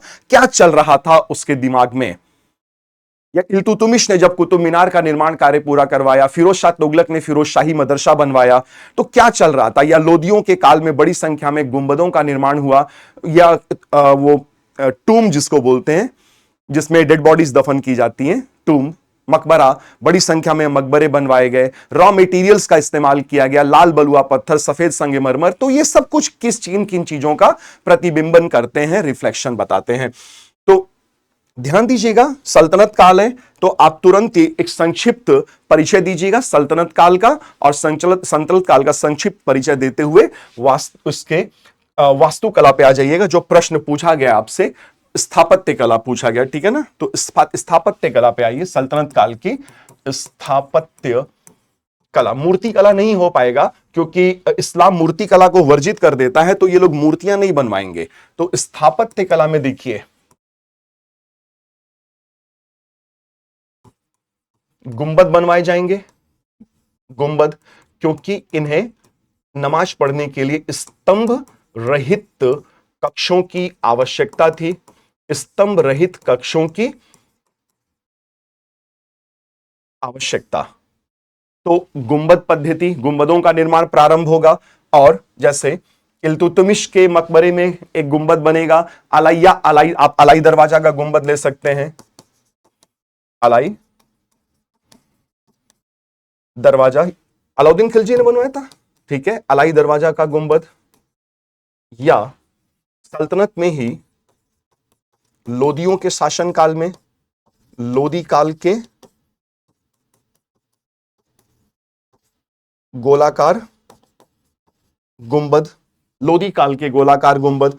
और अगर ड्रॉ कर पाए तो ड्रॉ भी कर सकते हैं, ऐसे कि ड्रॉ कर दीजिए, ऐसे एक बना दीजिए, गुंबद बन गया। तो ये थोड़ा इंप्रेसिव होगा, अब मार्क्स लेने में आसानी हो जाएगी। तो लोदी काल के गोलाकार गुंबद, या लोदियों ने दोहरे गुंबद भी बनवाने शुरू किए। ये सब पहले नहीं बनना करते थे क्योंकि ऐसी धार्मिक आवश्यकताएं हमारे यहां नहीं होती थी, तुर्कों के आगमन के बाद ही ये हुई हैं। तो ये दोहरे गुंबद, अब दोहरा गुंबद बन रहा है, तो आप ऐसे करिए कि एक अंदर ऐसे गुंबद बना दीजिए, इसके बाहर एक मुख्य गुंबद बना दीजिए, इसे लिख दीजिए आंतरिक गुंबद, ये बाह्य गुंबद। तो ये मार्क्स लेने में थोड़ी आसानी हो जाएगी, ठीक है। तो गुंबद पद्धति, फिर गुंबद के अलावा बड़ी संख्या में मेहराब बनाए जाएंगे। तो मेहराब अगर आप बना सकते हैं तो मेहराब बना के दिखा दीजिए ऐसे तुरंत ही। मेहराब बन गया। और मेहराब क्यों बनवा रहे हैं, क्योंकि इन्हें बड़े बड़े दरवाजे बनवाने हैं।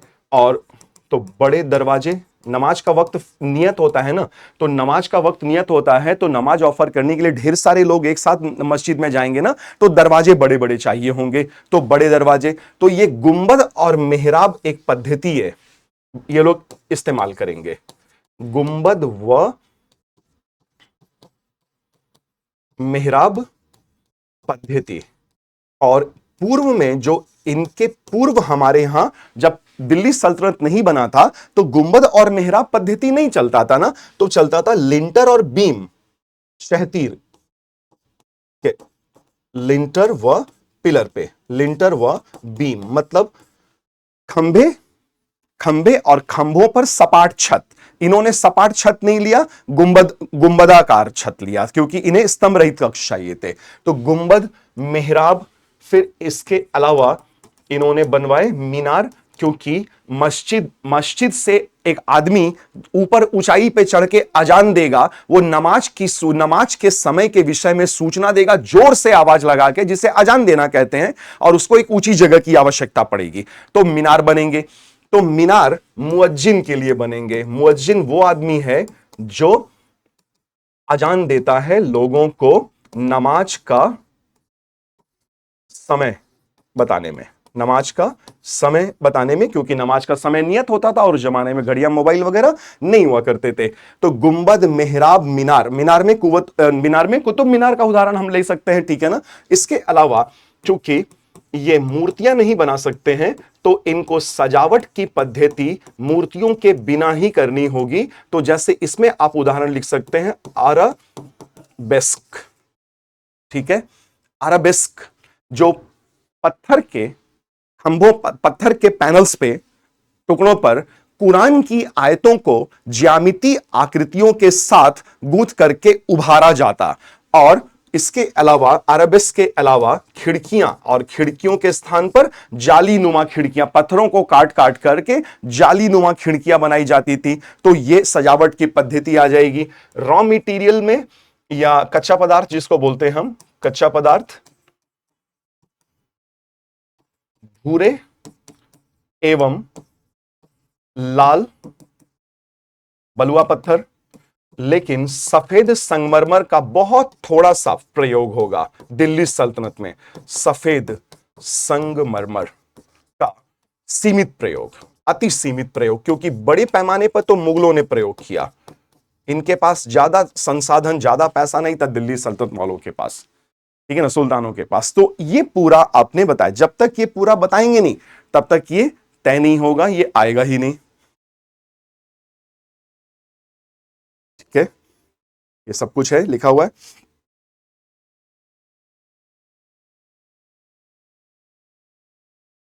अब आ गया वास्तुकला संबंधी नवाचार अपने समय की सामाजिक सांस्कृतिक गतिशीलता को कैसे प्रतिबिंबित कर रहा है। तो आप बताइए, सामाजिक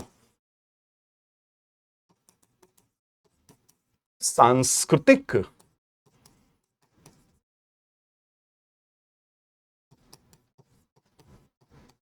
गतिशीलता को कैसे प्रतिबिंबित कर रहा है। जैसे कुतुबुद्दीन ऐबक ने बनवाया कुतुब मीनार, तो ये अपनी मूल रूप से ये अपनी शक्ति का प्रदर्शन कर रहा है, ठीक है। दूसरा आप लिख सकते हैं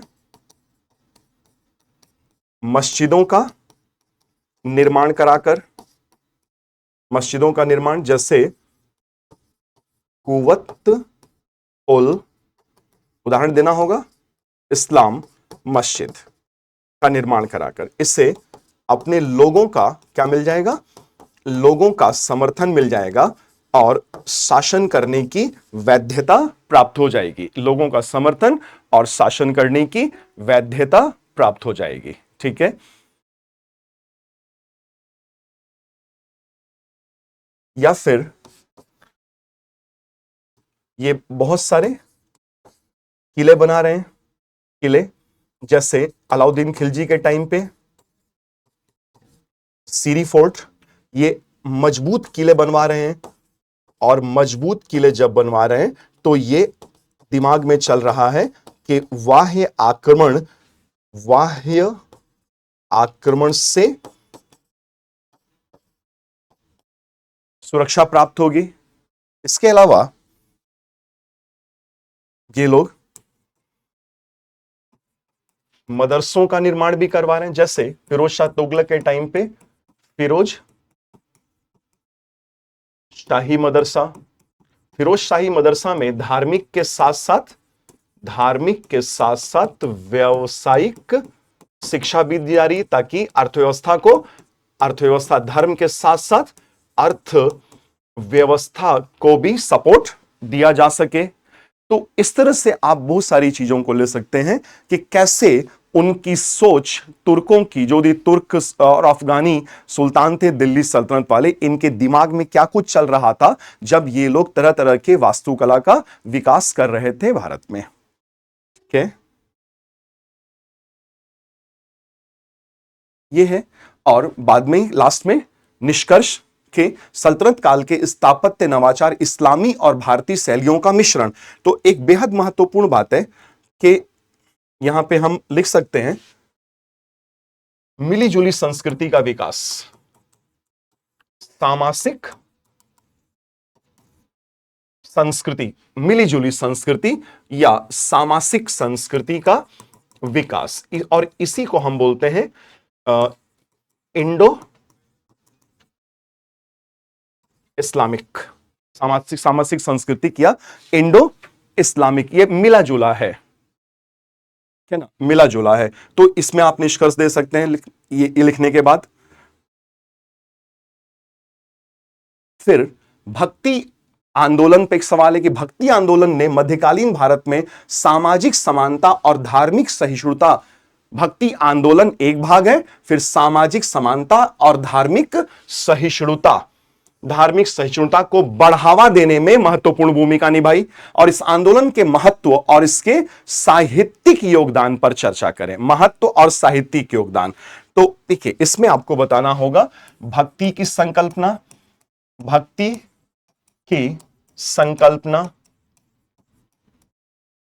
ठीक है, जिसमें प्रेम, भगवान के प्रति प्रेम व समर्पण का भाव होता है। और भक्ति, ये मूल रूप से भक्ति आंदोलन जब बन जाता है ना, यानी कि जब बड़े पैमाने पर जनमानस के बीच में भक्ति फैल जाएगी तो इससे भक्ति आंदोलन कहा जाएगा। और भक्ति बड़ी संख्या में लोगों के लिए मोक्ष का साधन बन जाएगी। और मुख्य रूप से इसका उदय आंदोलन के रूप में 13वीं 14वीं शताब्दी में होगा। तो भक्ति की संकल्पना का उदय यह हो रहा है मुख्य रूप से गुप्त काल के आसपास 4वीं-5वीं शताब्दियों में, और यहां 13वीं-14वीं शताब्दियों में आते आते ये भरपूर फैल जा रहा है, इसका प्रचार और प्रसार हो जाता है बड़े पैमाने पर। तो भक्ति से प्रारंभ करते हुए भक्ति एक आंदोलन के स्तर पर आपको बता दिया ना, ठीक है, ये परिचय दे दिया आपने। और फिर सामाजिक समानता, धार्मिक सहिष्णुता को प्रोत्साहन कैसे मिला वो आपको बताना है मुख्य भाग में, प्रश्न के मुख्य भाग में, कि सामाजिक समानता को प्रोत्साहन देना, जाति व्यवस्था को रिजेक्ट कर देंगे, जाति व्यवस्था की रूढ़िवादिता को रिजेक्ट कर दिया जाएगा, ठीक है, स्त्रियों की मुक्ति, स्त्री सशक्तिकरण का प्रयास किया जाएगा, भरपूर प्रयास किया जितना ये लोग प्रयास कर सकते थे। जाति व्यवस्था की खूब आलोचना हुई है इस समय में, और रूढ़िवादिता पर प्रहार किया गया है। जैसे संत कबीर जो जाति से बुनकर थे, लेकिन उन्होंने समानता का सिद्धांत की वकालत की, और वो कह रहे हैं जाति ना पूछो साधु की, पूछ लीजिए ज्ञान, ज्ञान को महत्व दीजिए, जात पात क्या होता है, ऐसा कबीरदास कह रहे हैं, ठीक है। इसके अलावा देखिए हाशिए पर स्थित समुदायों का सशक्तिकरण हुआ। वे समुदाय जो मुख्य धारा में नहीं आ पा रहे थे, अपने आप को अभिव्यक्त नहीं कर पा रहे थे, अब उन्होंने भी अपने आप को अभिव्यक्त करना प्रारंभ कर दिया। जैसे संत रविदास, ठीक है ना, तो संत रविदास जिन्हें आमतौर पे उस समय में निम्न जाति कहा जाता था, उन्होंने अपने आप को अभिव्यक्त किया, और उनका भजन बेगमपुरा में उन्होंने एक ऐसे समाज की, एक ऐसे शहर की कल्पना की जो समानता के सिद्धांत पर आधारित होगा। ये हो गया। और मैंने जैसा आपको बताया, महिलाओं का समावेशन, उदाहरण के लिए मीराबाई जो कि एक प्रतिष्ठित राजपूत परिवार से आती थी, लेकिन उन्होंने पितृसत्तात्मकता के बंधनों को तोड़ दिया और वो ईश्वर के प्रति प्रेम और समर्पण में खो गई और ईश्वर में एकाकार होने का प्रयास करने लगी, भक्ति के माध्यम से ईश्वर में समा जाएं, एक्सटैटिक कंडीशन बोलते हैं इसको। फिर यूनिवर्सल ब्रदरहुड या सार्वभौमिक भाईचारा पे जोर दिया, जैसे बाबा नानक देव जी महाराज ने सार्वभौमिक भाईचारा पे जोर दिया और बोला एक ही ईश्वर है, एक ओंकार, एक ईश्वर, और ये लड़ाई झगड़ा ईश्वर के नाम पे ये नहीं होना चाहिए। और धार्मिक सहिष्णुता को प्रोत्साहन दिया, हिंदुओं और मुसलमानों के बीच धार्मिक सामाजिक सद्भाव बढ़ा। कबीर दास ने इसके लिए विशेष तौर पर प्रयास किया। समन्वयात्मक प्रथाएं आई, उदाहरण के लिए महाराष्ट्र में वैष्णव कवि संत नामदेव की शिक्षाओं को हिंदू और सिख दोनों परंपराओं ने अपनाया। सांस्कृतिक संश्लेषण हुआ, जब दो अलग अलग संस्कृतियों के लोग, खासतौर सूफी और भक्ति एक साथ आते हैं तो सामाजिक संश्लेषण होता है और एक नया प्लेटफॉर्म तैयार होता है जिसे इंडो इस्लामिक संस्कृति, सामाजिक संस्कृति कहा गया। प्रेम और करुणा की शिक्षाएं दी गई, ये सब। और साहित्यिक योगदान है तो साहित्यिक योगदान में ध्यान दीजिएगा, वचन है, गद्य कविताएं वचन बोलते हैं इन्हें। और विशेष तौर पे लिंगायत संप्रदाय के संस्थापक बसवन्ना के कई वचन लिखे गए और उन्होंने भक्त और भगवान के बीच में मध्यस्थ की किसी भी संभावना को नकार दिया। बोला भक्त सीधे भगवान को अप्रोच करे, भगवान मोक्ष प्रदान करेंगे भक्ति के मार्ग पे चलने पर। अभंग बोलते हैं, मराठी में भक्ति भजन है अभंग, जैसे तुकाराम ने विठल देव भगवान विष्णु भगवान कृष्ण का एक रूप रहे, उनके लिए भजनों की रचना की। भजन और कीर्तन गोस्वामी तुलसीदास ने रामचरित मानस रचा, अवधि बोली में रामचरित मानस की रचना की और ये घर घर में लोकप्रिय हो गई और भगवान श्री राम को घर घर में पूजा जाने लगा, जो भारत की आत्मा में बस गए, कण कण में बस गए। ठीक है। और अलवार और नैनार संत, जो दक्षिण भारत में अलवार संत भगवान विष्णु की भक्ति में डूबे हुए और नैनार संत भगवान शिव की भक्ति में डूबे हुए थे, उनके गीतों की रचना, उनका संकलन किया गया। और या फिर कबीर दास के दोहे, सिख धर्म ग्रंथ, बाबा गुरु नानक देव जी महाराज, बाबा फरीद के वचनों का संग्रह किया गया, गुरु ग्रंथ साहिब में बाबा फरीद के वचनों को स्थान दिया गया। तो ये एक समन्वयात्मक प्रणाली आई और अलग अलग संस्कृतियों, हिंदू संस्कृति, इस्लामिक संस्कृति को मिलाया भी, भक्ति और सूफी ने विशेषकर। तो मूल प्रश्न भक्ति पर है, सूफी पर नहीं है। तो ये डील किया हमने। एक क्वेश्चन और इसमें आप निष्कर्ष दे देंगे वे फॉरवर्ड करके। और एक क्वेश्चन है, शास्त्रीय भारतीय नृत्य, शास्त्रीय क्लासिकल डांस फॉर्म, तो संदर्भ मिला क्लासिकल डांस फॉर्म, तो क्लासिकल डांस फॉर्म संदर्भ मिलता है। तो आप बताइए कि इस क्लासिकल डांस फॉर्म के संदर्भ में कि क्लासिकल डांस फॉर्म क्या होता है, कौन सी अथॉरिटी है, संगीत नाटक अकादमी, जो किसी भी नृत्य को शास्त्रीय नृत्य की संज्ञा देती है या उस श्रेणी में लाती है। ठीक है ना, ये आपको बताना पड़ेगा परिचय में।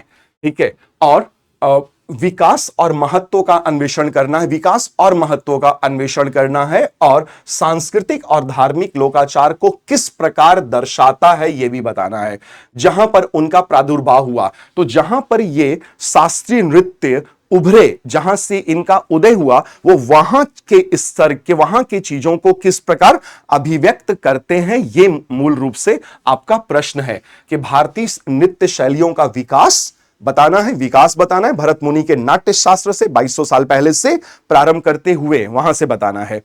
ठीक है। महत्व और अन्वेषण, विकास और महत्व का अन्वेषण करना है। और ये नृत्य उन क्षेत्रों की, जहां ये उदय हुए हैं, उन क्षेत्रों की सांस्कृतिक और धार्मिक लोकाचार को किस प्रकार दर्शाते हैं जहां पर उनका प्रादुर्भाव हुआ है।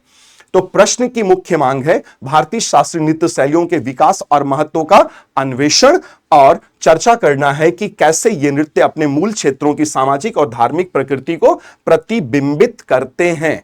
तो जैसे कि मैंने आपको बोला कि इंट्रोडक्शन लिखने के बाद शास्त्रीय नृत्य का संदर्भ है, वही उसी पे परिचय दीजिएगा और फिर उत्पत्ति बताइएगा कि भरत मुनि के नाट्य शास्त्र से प्रारंभ होता है। ठीक है। और संरक्षण मिला इसका राज दरबारों से और मंदिरों से, जैसे भरतनाट्यम हो गया, चोल राजकाल में चोलों के समय में संरक्षण मिला, या फिर ओडिसी मंदिर से, उड़ीसा के मंदिरों से उसका उदय हुआ, नृत्य जो वहां पे डांसिंग हॉल होते थे मंदिरों में, वहां से उदय हुआ, या फिर आधुनिक काल में इनको संरक्षण दिया बहुत सारे उत्साही लोगों ने, जैसे रुक्मिणी देवी अरुंडेल ने भरतनाट्यम को पुनर्जीवित करने में महत्वपूर्ण भूमिका निभाई, जबकि उदय शंकर जी ने यूरोपीय नाट्य तकनीकों को भारतीय शास्त्रीय नृत्य में ढाल करके, अनुकूलित करके आधुनिक भारतीय नृत्य के पुनरुद्धार में योगदान दिया।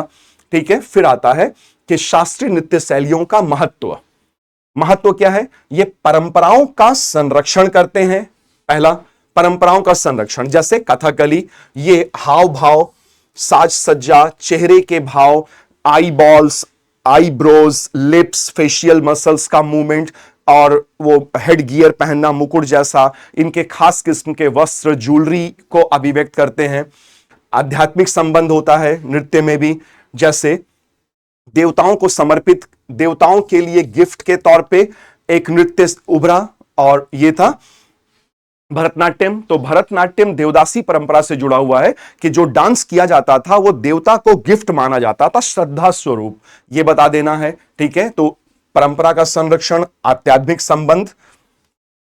इसके अतिरिक्त ओडिसी, देखिए ओडिसी मैंने अभी बोला, ये भगवान जगन्नाथ के लिए समर्पित नृत्य है, जो उड़ीसा के मंदिरों से उदय हुआ।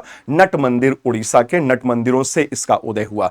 तो ये भगवान विष्णु के लिए, भगवान कृष्ण के लिए, जगन्नाथ भगवान के लिए, उनके 10 अवतारों के लिए है। कथकली केरल की आनुष्ठानिक परंपराओं से संबंधित है, ये बता दीजिए। और फिर मणिपुरी, वैष्णव, मणिपुरी और सत्रिय, नॉर्थ ईस्ट से 2 शास्त्रीय नृत्य हमारे देश के, ये संबंधित हैं वैष्णवाइट कल्ट से, वैष्णव संप्रदाय से, और वैष्णव परंपराओं का संरक्षण एवं अभिव्यक्तिकरण करते हैं। या फिर कुचिपुड़ी, आंध्र प्रदेश की नृत्य और नाट्य, बल्कि खासतौर पे नाट्य परंपरा को अभिव्यक्त और संरक्षित करता है, जैसे भामा कलापम, कुचिपुड़ी में भामा कलापम। ठीक है, ये कृष्ण जी की पत्नी सत्यभामा की कहानी को दर्शाता है, ये बता दिया। ठीक है, या फिर और बताना चाहें तो और भी बता सकते हैं, हालांकि बहुत ज्यादा हो जाएगा, वर्ड लिमिट एक्सीड कर जाएगा। ठीक है, तो यहां पे और भी लिखा हुआ है, इसे भी आप पढ़ सकते हैं अपने उत्तर लेखन के लिए। और लास्ट में कंक्लूजन देना होगा आपको वे फॉरवर्ड करके कि कैसे इनका संरक्षण हमारे देश में और हमारे देश के लिए, हमारी संस्कृति, सभ्यता, हर एक चीज के लिए बेहद आवश्यक है। तो ये था आज का सेशन, थोड़ा एग्जॉस्टिव रहा आप लोगों के लिए। ऐसे ही उत्तर लेखन का प्रयास जरूर करिएगा, हमसे जुड़े रहिएगा टेलीग्राम चैनल के माध्यम से। नेक्स्ट सेशन में फिर मिलेंगे जल्दी ही। Thank you so much, thanks a lot.